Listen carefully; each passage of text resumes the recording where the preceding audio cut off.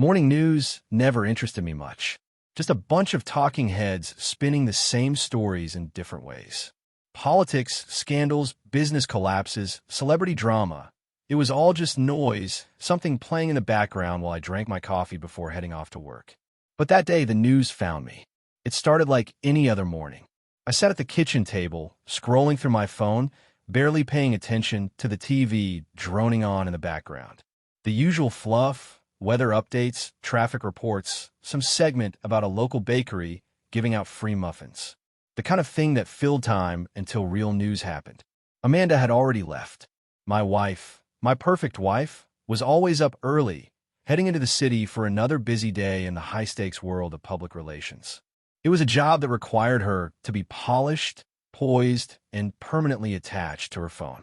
She was good at it too, climbing the ranks over the years, rubbing elbows with celebrities, smoothing over scandals before they exploded into something unmanageable. I used to admire her for it. Now, I realize I was just blind. I wasn't looking for trouble that morning. I wasn't snooping, wasn't suspicious. If you'd asked me then, I would have told you Amanda and I had a solid marriage. Sure, she worked late a lot. Sure, she traveled for emergency client meetings more often than most. Sure, she spent more time getting ready for events than she ever did for date nights with me. But that was part of the job. That's what I told myself, anyway. Then I saw the headline. Scandal at Charity Gala. Famous illusionist caught in compromising position with married woman. I almost scrolled past it. Another rich idiot getting caught up in some drama. Nothing new. But something in my brain stopped me. Maybe it was instinct. Maybe it was the way the headline was worded. The way the words married woman stood out like they were written just for me. I clicked, and my world stopped. Amanda, my wife, plastered all over the screen, caught in a moment that should never have happened. The photo was grainy, taken in a hurry, probably by some event staff member who had recognized the magician and knew a scandal when they saw one. But it was clear enough. Her dress, black, elegant, the one I had complimented before she left that night, was unmistakable. Her body was pressed too close against his, her hands splayed against his chest. He was looking at her like a man who already knew he had one, and her lips just a breath away from his ear, mid-whisper, like she was telling him a secret. The article laid it all out, every disgusting detail. A high-profile charity gala, the kind Amanda attended regularly for work. A famous magician, known for his theatrical performances and even more theatrical love life. A private dressing room where the two of them had slipped away, unnoticed, until they weren't. A security guard doing his rounds, opening the door at the exact wrong moment. They hadn't been fully undressed, the article clarified, but the position they were caught in left very little room for interpretation. The magician had laughed it off, made some joke about disappearing act gone wrong before slipping out the back. Amanda, on the other hand, had been rushed out by colleagues, her face hidden, her name not mentioned in the article. Yet, but I didn't need her name to be there. I knew. Something inside me snapped. Not sadness, not heartbreak, not even shock. Hatred. Pure, burning, white-hot hatred. I had never felt anything like it before. It coiled in my stomach, tight and vicious, spreading through my chest, making my hands shake as I stared at the screen. My coffee, forgotten, had gone cold beside me. My heart pounded so loudly I could barely hear the TV anymore. Amanda, my wife, the woman I had built a life with, the woman I had trusted. And now she was out there, probably sitting at her office desk, answering emails, pretending like none of this had happened. Pretending like she hadn't just turned our marriage into a headline. She didn't know I had seen it yet. She had no idea what was coming. The thought sent a surge of energy through me. My hands clenched into fists. I needed to see her. I needed answers. I needed to look her in the eye and watch her try to lie her way out of this. I grabbed my keys and walked out the door. The moment I stepped outside, the cold air hit me like a slap, but it did nothing to cool the fire burning inside me. My mind was racing, thoughts crashing into each other like a violent storm, but one thing stood out above the rest. I had to see Amanda. Right now. I wasn't the kind of man who let anger control him. I wasn't the kind of husband who jumped to conclusions, who lashed out, who let emotions take over. At least, that's what I would have told you yesterday. But today, I was a man who had just watched his wife press her body against another man on the front page of the damn news. Today, I wasn't thinking about reason or patience. I was thinking about what kind of excuse she'd try to spin, what kind of lies she'd choke out when she realized she couldn't talk her way out of this one. I got in my truck and slammed the door shut, gripping the steering wheel so hard my knuckles turned white. My breaths came fast, shallow. I needed to slow down, needed to think, but thinking only made it worse. I pictured her sitting at her desk, pretending to be busy, laughing with her coworkers, maybe even already working on damage control for her own damn scandal. I could see it so clearly. She'd be tapping away at her keyboard, drafting emails, calling in favors, telling herself that as long as she got ahead of the story, she could still salvage her reputation. Our marriage, though, that had already gone up in flames. I yanked the gear shift into drive and peeled out of the driveway so fast the tires screeched against the pavement. I didn't care. Let the neighbors stare. Let them wonder what had gotten into me. Soon enough, they'd probably know. Everyone would. Amanda worked in one of those modern office buildings downtown, a sleek, glass-covered tower where important people made important decisions, where deals were made over overpriced lunches and secrets were kept behind closed doors.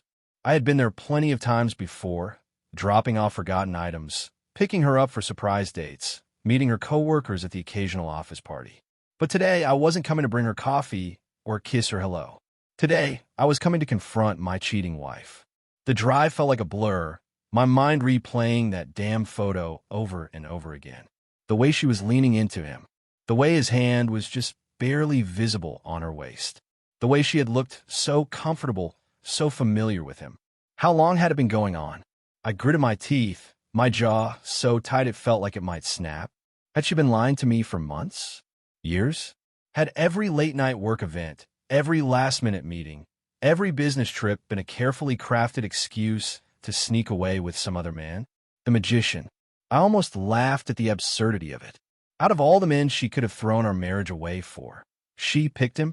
A man who made a living out of tricking people, deceiving them, making them believe in things that weren't real? Fitting. The anger inside me bubbled over. My foot pressed harder on the gas. I had never been the jealous type, never been one to snoop or question her. I had trusted her. I had believed in her, and she had played me for a fool. I gripped the wheel tighter, veins pulsing under my skin. Not anymore. I reached downtown in record time, weaving through traffic like a man with a mission. I barely registered the honks of irritated drivers, barely noticed the pedestrians crossing the street. My focus was locked on one thing, getting to Amanda. I pulled up in front of her office building and parked illegally, not giving a damn if I got towed. The moment I stepped out of the truck, I could feel the adrenaline rushing through my veins, making my fingers twitch, my breath come sharp and fast. She was up there, in that building, going about her day like her entire world wasn't seconds away from crashing down. I stormed toward the entrance, my boots hitting the pavement with force. The glass doors slid open as I stepped inside, and the blast of air conditioning hit me like a wall, but I barely noticed. The lobby was sleek, modern, marble floors, a massive reception desk, a cluster of employees chatting near the elevators. Everything looked so normal, so completely detached from the chaos swirling inside me. The receptionist looked up as I approached, her expression polite but wary. She recognized me. She had seen me here before, back when I was just Amanda's husband, not the man whose marriage had just been shattered in front of the whole damn world. "Mr. Carter," she said hesitantly, "do you have an appointment with?" "I need to see Amanda," I said, my voice sharp enough to cut glass. She hesitated, glancing at her computer screen, probably checking Amanda's schedule. "I'm sorry, but she's in a meeting right now. I don't care." The words came out before I could stop them, my tone so cold, so final, that the receptionist froze. For a brief second, I saw something flicker across her face. Concern, maybe. Good. I turned and made a beeline for the elevators before she could protest. Amanda had spent years perfecting the art of controlling narratives, spinning lies, shaping stories to fit whatever image she wanted to present to the world. But she wouldn't be able to control this. Not this time. Not when I was the one writing the ending. The elevator ride felt like an eternity. My fingers twitched at my sides, fists clenching and unclenching as the numbers ticked up, one agonizing floor at a time. The air inside was thick, suffocating. My reflection in the polished metal doors showed a man I barely recognized, jaw tight, eyes dark, breathing uneven. I had come here dozens of times before, always in a different state of mind. I used to bring Amanda coffee, just to surprise her, used to drop by for lunch dates when she had a break. Hell, I had even walked into this office with flowers once, just because that man was dead now. The doors slid open with a soft chime, revealing the sleek, modern office space beyond. Glass walls, polished floors, rows of desks where employees tapped away at their keyboards, completely unaware that a storm had just walked into their building. I stepped out and walked straight toward Amanda's office. People noticed me. I could feel their eyes, their whispered conversations halting mid-sentence as they registered the way I moved, like a man who wasn't here for pleasantries. Some of them recognized me. They had seen me at company events, knew me as Amanda's husband. But they also knew about the scandal. Of course they did. It was everywhere. I reached her office door and didn't bother knocking. I pushed it open so hard it slammed against the wall with a bang, causing Amanda to jump at her chair. She was sitting behind her desk, a phone in one hand, a pen in the other, her laptop open in front of her. Papers were spread out across the polished wood surface, but the moment she saw me, all of it became irrelevant. Her eyes went wide. I had seen that look before, but never directed at me.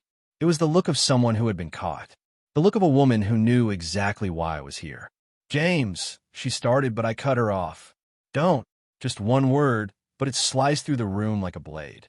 She hesitated, her lips parting like she was about to try again, but nothing came out. Instead, she put the phone down slowly, folding her hands together like she was bracing for impact. For a long moment, we just stared at each other. She looked put together as always. Her dark hair was pinned back in that perfect, effortless way. Her makeup was subtle but flawless. She was wearing a fitted navy dress, the kind that made her look like she belonged in some high-stakes boardroom, making million-dollar deals. But none of that mattered now. I pulled my phone out of my pocket and turned the screen toward her. The article, the picture, the scandal that had exposed her to the entire world. Her eyes flicked to it, and for a split second, I saw it, the crack in her composure, the slight tremble in her fingers, the way her throat moved as she swallowed. "I saw it on the news," I said, my voice low, steady. Too steady. She exhaled through her nose, like she had been expecting this, but still wasn't ready for it. "James, listen." "No." I took a step closer, leaning over her desk, the rage simmering under my skin like a living thing. "You don't get to explain. You don't get to twist this into something it's not.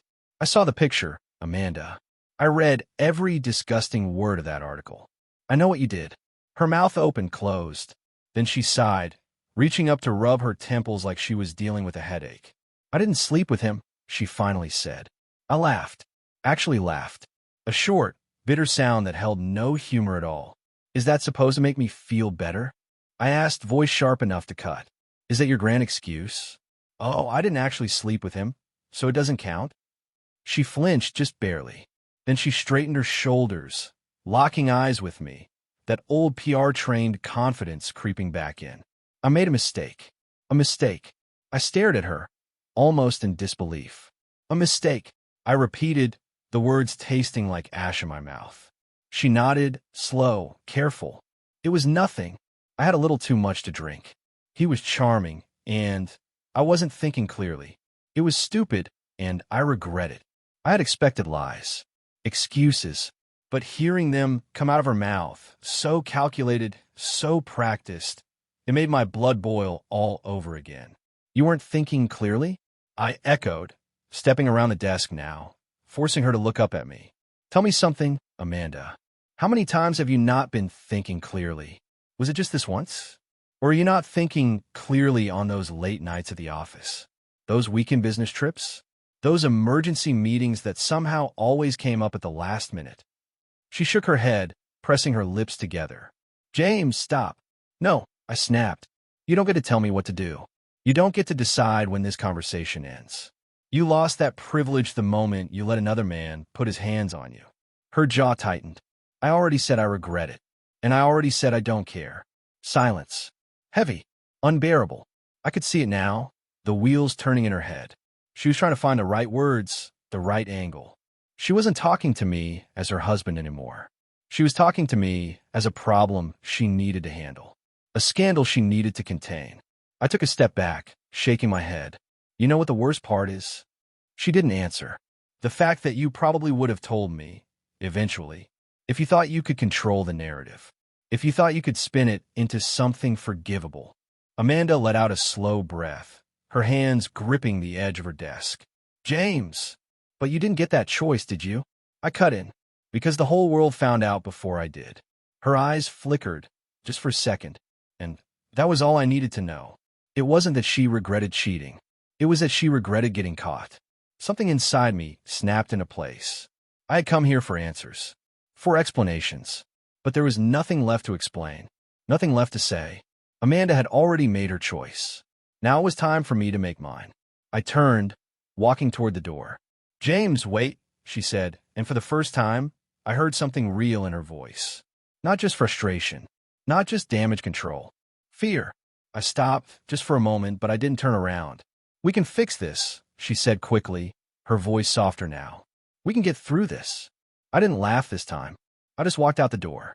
I walked out of Amanda's office without looking back. The entire floor had gone quiet. Conversations had halted. Fingers had stopped typing.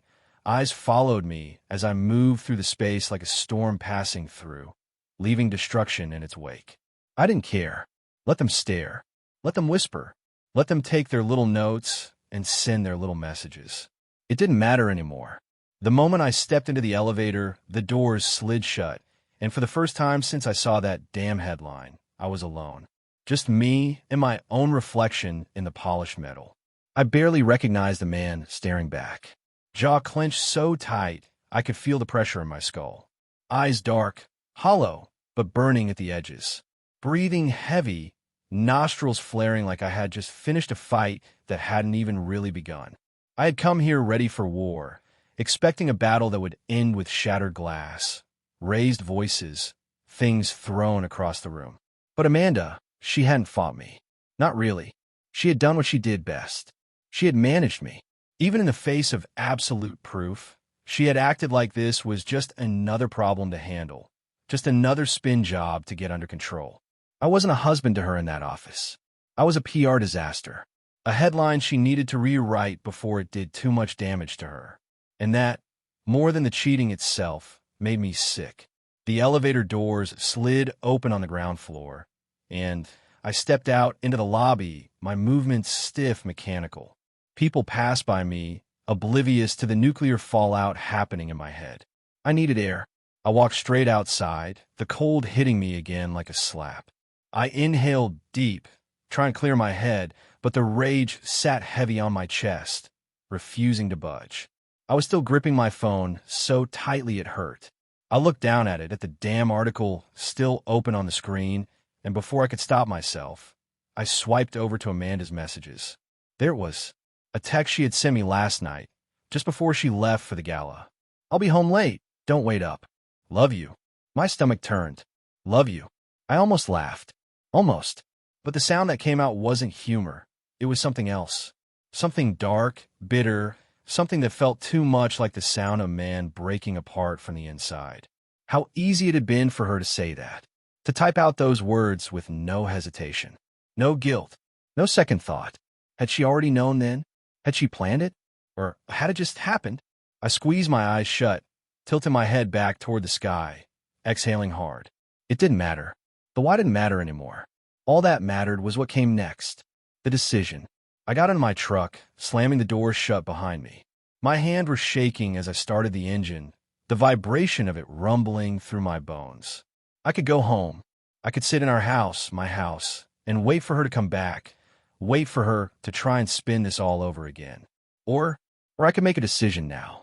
I gripped the wheel, eyes locked on the road ahead. What was left to save? Amanda was a professional liar. It wasn't just her job. It was who she was. Every conversation, every moment, every memory suddenly felt tainted, like I had been living in a carefully crafted illusion for years without realizing it. And that was the worst part. I didn't just hate her. I hated myself for believing in her, for trusting her, for thinking I had something real when all I had was smoke and mirrors. The rage inside me shifted then, solidified into something colder, something clearer. I wasn't going home. Not to our home. Not to her. I pulled my phone out again, my fingers steady now, controlled. I scrolled past her messages, past the old photos, past the memories that felt like ghosts now, and tapped on a different contact. My brother, Daniel. The one person who would answer, no questions asked. The phone rang twice before his voice came through the speaker. James! His voice was groggy, like I had just woken him up. Everything okay? I almost laughed again. Not really, I said, my voice sharper than I intended. Can I stay at your place for a while? A pause. Then, yeah, of course. What happened? I let out a slow breath. I'll explain when I get there. Another pause, longer this time. Then a simple, doors open. I nodded to myself. Thanks. I ended the call, tossed the phone onto the passenger seat, and pulled out of the parking lot. I wasn't going to wait for Amanda. I wasn't going to let her walk through that door tonight and pretend everything was fine. I was done pretending. By the time she got home, I wouldn't be there. I hoped she saw my truck missing from the driveway and felt her stomach drop. I hoped she stepped into that empty house and felt the walls closing in on her. I hoped she sat on that couch, in that silence, and realized for the first time that she had actually lost me. And I hoped it terrified her, because this time I was the one disappearing. I drove in silence. No music, no radio, just the hum of the engine and the faint, rhythmic sound of my fingers tapping against the steering wheel. The city blurred past me. Familiar streets, familiar buildings, all meaningless now. My thoughts ran faster than the traffic, looping in endless circles, picking apart the last 24 hours over and over again. I wasn't going home. That was the only certainty in my head. Amanda would come back tonight, expecting me to be there. Maybe she'd prepare her speech on the drive home, rehearse the right words to sound remorseful, make sure her expression was perfectly curated to appear just guilty enough, but not too guilty. She'd sit on the couch, waiting for me to walk through the door, ready to cry, ready to promise it was a one-time mistake, ready to say all the things she thought I needed to hear. But I wouldn't be there. I wanted her to feel that. Wanted her to come home to an empty house, to a deafening silence that stretched through every room like a wound she couldn't ignore. For the first time in our marriage, I wanted Amanda to be the one who didn't know what was coming next. The thought sent a rush of cold satisfaction through me. I clenched the wheel, exhaling through my nose. Daniel's apartment wasn't far. He lived in an older complex on the other side of town, nothing fancy, but good enough. He had never been the type to care about appearances or status. Didn't need the latest car, the biggest house, the flashiest job. He worked with his hands, fixing things, building things. A mechanic by trade, but a problem solver at heart. And right now, I was a problem that needed solving. By the time I pulled into the lot outside his building, the sun had already started dipping below the skyline, casting the city in a dim orange haze. I parked next to his truck and cut the engine, letting the silence settle over me again. I should have felt relief. Should have felt something now that I had somewhere to go, someone waiting to let me in. But all I felt was exhaustion. A deep, bone-heavy weight that pressed down on me like gravity had tripled. I stepped out of the truck and slammed the door shut harder than necessary. Daniel's apartment was on the second floor, up a narrow flight of stairs. I took them two at a time, the adrenaline still burning under my skin. Before I could knock, the door opened, and there he was, my brother, standing in the doorway, barefoot, wearing an old t-shirt and jeans, his dark hair slightly tousled like he'd been napping before I called. His eyes scanned me, reading me in that way only a brother could. "Well," he said after a moment, "you look like shit." I let out a dry laugh. "Thanks." He stepped aside, gesturing for me to come in. Get in here before the neighbors start thinking I turned to a life of crime. I walked past him into the familiar space. The apartment smelled like coffee and motor oil. Daniel had a habit of bringing his work home with him, even when he wasn't supposed to. A few tools were scattered on the kitchen table, next to a half-eaten sandwich and a stack of bills he probably hadn't looked at in weeks. The place was small but comfortable. A couch that had seen better days, a TV mounted on the wall, a single bookshelf crammed with random novels and car manuals. I dropped onto the couch, leaning forward, resting my elbows on my knees. Daniel grabbed a beer from the fridge, tossed it to me, then grabbed one for himself before sitting in the chair across from me. He didn't say anything, just cracked open his drink and waited. That was the thing about Daniel. He never pushed, never pried. He let you come to him when you were ready. I twisted the cap off my beer and took a long drink, the cold bitterness settling into my stomach. Then, finally, I said Amanda cheated on me. Daniel didn't react right away. He took a slow sip of his beer, processing the words. Then he said, "Yeah, I figured." I blinked. "What?" He shrugged. "I mean, not exactly this, but I don't know, man. Something about her always felt off to me. Too polished. Too good at saying the right thing at the right time." I stared at him. "And you didn't think to mention that?" Daniel sighed, running a hand through his hair. "Would it have mattered? You loved her. You wouldn't have listened." I opened my mouth to argue, but nothing came out. Because he was right. If Daniel had pulled me aside 6 months ago, a year ago, and told me he had a bad feeling about Amanda, I would have brushed it off. Maybe even gotten pissed at him for saying it. Because I had believed in her. I believed in us. And now, I wasn't sure what was real anymore. I let out a slow breath, running a hand down my face. "I found out through the news," I muttered, shaking my head. "Not from her. The news." Daniel let out a low whistle. "That's brutal." I took another sip of my beer. "Yeah." Silence settled between us again, but it wasn't uncomfortable. Just heavy, full of things I didn't know how to say yet. After a moment, Daniel leaned forward, resting his forearms on his knees. "So," he said, "what's the plan?" I exhaled, staring down at the beer bottle in my hands. "I don't know. Divorce." The word hit me harder than I expected. It should have been obvious. The only option. The next logical step. And yet, I wasn't ready to say it out loud. Not yet. I just needed to get out of there, I said instead. Needed her to come home and see that I was gone. Daniel nodded slowly. That'll mess with her more than any screaming match ever could. That was the goal. To let her feel it. To let her sit in the silence, the absence, the weight of what she had done. She had always been the one in control, the one who dictated the flow of a conversation, the one who twisted words into whatever shape she needed. But this? She wouldn't be able to talk her way out of this. For the first time, Amanda wouldn't have the upper hand, and I wanted her to feel every second of it.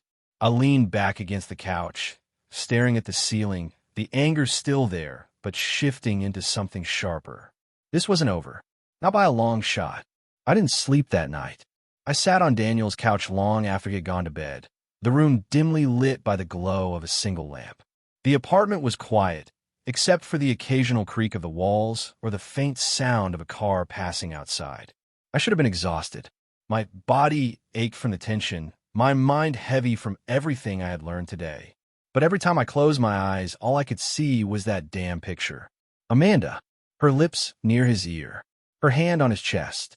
The magician's smug, satisfied smirk, like he had won some kind of game. And maybe he had. I gritted my teeth, the anger simmering just beneath my skin. I had walked out of Amanda's office because I needed her to feel the weight of what she had done. Because I wanted her to sit in that house, alone, wondering where I was, wondering if I was coming back. But now, as the hours stretched on and my phone remained eerily silent, I realized something that made my stomach twist in an entirely different way. She wasn't calling me.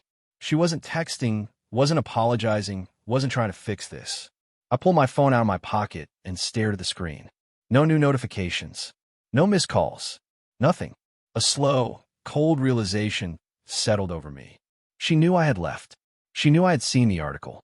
And yet, she hadn't even tried to reach me. Not a single damn word. I exhaled sharply, rubbing a hand down my face. I had been so focused on making her feel abandoned that I hadn't considered the possibility that she wasn't going to fight for me at all. And why? Was she still trying to come up with the perfect excuse? still figuring out what angle to take, how to spin this in a way that would keep me on the hook. Or was it something worse? Did she think she didn't need to chase after me? Did she think I would come crawling back to her? I gripped the phone tighter, my thumb hovering over her contact name. I wasn't going to call. I wasn't going to be the one to break first. But the longer the silence stretched, the more I started to feel something I hadn't expected. Not sadness, not heartbreak, rage, not just at her, but at myself. Because for years, I had been blind to this. Looking back now, the signs were everywhere. The way she had always been just a little too comfortable with attention. The way she had a habit of glossing over details when she told stories. The way she had never been the kind of woman to show remorse. Not really. Had there been other men? Other moments like this? Had I spent our entire marriage being faithful to someone who saw me as just one piece of a carefully curated life? I stood up abruptly, pacing the room, trying to breathe through the thoughts spiraling in my head. This wasn't over. I had walked out today, but that wasn't the end of it. Not by a long shot. Amanda wasn't going to get away with this. Not this time. Not when I was finally starting to see her for what she really was. The morning after, by the time the sun started to rise, I'd already made up my mind. I wasn't just going to let Amanda spin this in her favor. I wasn't going to sit in the background while she controlled the narrative, while she turned herself into the victim of her own damn choices.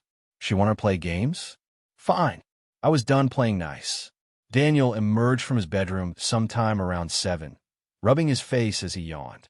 He paused when he saw me still sitting on the couch, fully awake, staring at my phone like it had personally wronged me. Jesus, man, he muttered, walking into the kitchen. Did you sleep at all? No.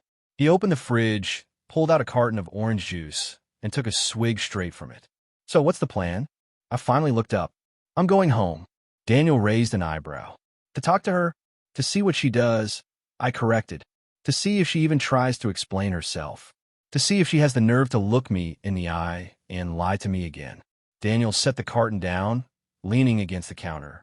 And if she does, I let out a slow breath. Then I'll know exactly what kind of woman I married. He studied me for a moment, then nodded. You want me to come with? I almost said no. Almost told him this was something I had to do on my own. But the truth was, I didn't trust myself not to snap if she fed me another line of carefully practiced bullshit. So instead, I said, yeah. The return, the drive back to the house felt different than the one to Daniel's apartment. That drive had been fueled by blind rage, by the need to get away, to put space between myself and the woman who had betrayed me. This drive? This one was about clarity. I wasn't coming back to fix things.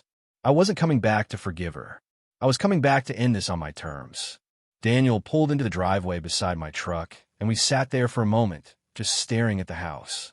It looked the same. Same porch. Same windows.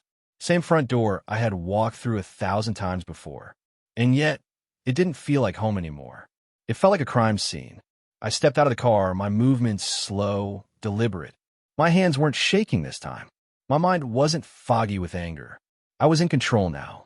I walked up to the front door, unlocked it, and stepped inside. Silence. Then movement. Amanda appeared at the top of the stairs, still in her silk robe, her hair slightly messy, like she had just woken up. Her eyes widened when she saw me. She hadn't expected me to come back. Good. James, she started, voice soft, careful. I held up a hand, stopping her mid-sentence. For the first time in our entire marriage, I was the one who set the rules. You have 5 seconds, I said coldly, to tell me the truth. The real truth. Not some PR-friendly version of it. She blinked, hesitating just a little too long. And in that moment, I knew there was no truth coming, no real apology, no remorse, just more of the same. More lies, more manipulation, more her. Something inside me shifted. The last remaining thread of attachment, of hesitation, snapped. And as she opened her mouth to speak, I made a decision. One that she would never see coming. Amanda parted her lips, drawing in a slow breath, eyes darting across my face as if searching for an opening, an angle, an escape route, a way to manipulate the situation before it slipped entirely from her grasp. She was calculating. Even now, even after everything. I should have been surprised, but I wasn't. I had given her a chance. One single chance to be honest, to own up to what she had done. And instead of speaking, she hesitated. She weighed her options. She considered how best to spin it. That was all the proof I needed. I let out a slow, measured breath, nodding to myself. All right, I said, stepping further into the house. That's what I thought. Amanda's brows furrowed. What do you mean? I met her gaze, my expression unreadable. You had your chance. Her face twitched, just for a second, but I caught it. That flicker of nerves. The moment she realized I wasn't here to negotiate, to plead, to fight for something already dead. I wasn't giving her a second chance. I wasn't forgiving her. Her fingers tightened around the fabric of her robe, clutching it closed like she suddenly felt exposed. Vulnerable. James, Save it. I cut in, my voice as cold as I felt inside. I don't care what excuse you came up with. I don't care about your rehearsed apology. I don't care what you think I need to hear. I gave you 5 seconds to tell me the truth, and you didn't take it. That tells me everything I need to know. She stepped down a single stair, her voice softer now. I didn't mean to hurt you. I exhaled sharply, shaking my head with a humorless chuckle. That's the thing, Amanda. You didn't care if you hurt me. You weren't thinking about me when you let him touch you. You weren't thinking about me when you snuck into that dressing room. You weren't thinking about me at all. Her mouth pressed into a thin line. It wasn't like that. I raised a brow. Then tell me, Amanda, what was it like? She hesitated again. And there it was. That pause. That one damn pause that told me she was still thinking, still planning, still trying to figure out how to twist this into something salvageable. Something I might accept. Something I might forgive. But she had already lost that opportunity. I don't need to hear it, I said, voice like stone. I already know the truth. Maybe not all the details, but the important parts? Yeah, I got those loud and clear. She crossed her arms, her posture shifting. Defensive. So what now? You just walk away. I stared at her for a long moment. That was what she wanted, wasn't it? For me to storm out in a rage, slam the door, give her time to control the damage, to craft the perfect reconciliation speech. Not happening. I shook my head, stepping closer instead. She tensed. I'm not walking away. Amanda, I said slowly. I'm leaving. There's a difference. Her brows knitted together. What does that mean? It means I'm done. Completely, entirely, and permanently done. This marriage? It's over. I won't be played for a fool any longer. Her lips parted slightly, her throat bobbing as she swallowed. James, you don't mean that. I smiled, but it wasn't warm. It wasn't kind. It was the kind of smile a man gives when he's never coming back. You still don't get it, do you? I said, tilting my head slightly. I do mean it. And the best part? I don't even feel bad about it. Her expression faltered, the mask of control slipping for the first time since I walked through the door. You loved me, she whispered, almost accusingly. I nodded. Yeah, I did. And then, because I knew it would shatter whatever fragile grip she still had on the situation, I added, but I don't anymore. She flinched. I turned and walked past her, heading toward the bedroom. She didn't move, didn't speak. She was processing, calculating, trying to understand how I had slipped through her fingers, how I wasn't reacting the way she had expected, how she had lost me before she even knew she was fighting for me. I packed quickly, grabbing only what I needed: clothes, personal documents, my laptop. Everything else? I didn't care. Let her keep it. She could sit in that house, surrounded by all the things that used to be ours, and know that they meant nothing now, that I had left them behind without a second thought. Let her drown in the silence. Let her wonder if she had finally pulled one too many tricks, if she had finally pushed too far. I zipped up my duffel bag and turned, heading back toward the door. She was still standing in the same spot, arms crossed, but now there was something new in her expression. Not sadness, not regret, panic. She hadn't expected this. She had expected anger, accusations, maybe even some desperate attempt to fight for her. But not this. Not me, calmly walking away. Not me leaving her behind. James, she started again, taking a step forward. I didn't stop, didn't turn, didn't let her finish. I walked out the front door and shut it behind me. For the first time since seeing that damn news article, I breathed. Really breathed. The weight on my chest. Gone. Amanda had spent our entire marriage controlling the narrative. But this time, I was the one who disappeared. And for once in her life, she wouldn't be able to make me come back.